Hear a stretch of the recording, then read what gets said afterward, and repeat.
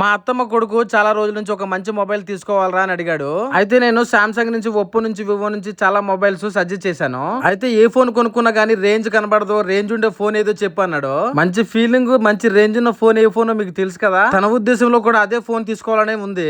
నేనైతే చాలా సార్లు చెప్పి చూసాను, ఐఫోన్ అనేది యూజర్ ఫ్రెండ్లీ కాదని చెప్పాను.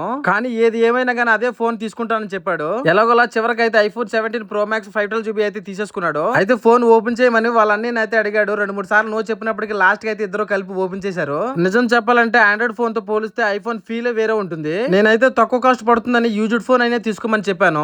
అయితే కొంటే కొత్తదే కొనాలి, సెకండ్ హ్యాండ్ ఫోన్ అయితే అసలు వాడనని చెప్పాడు.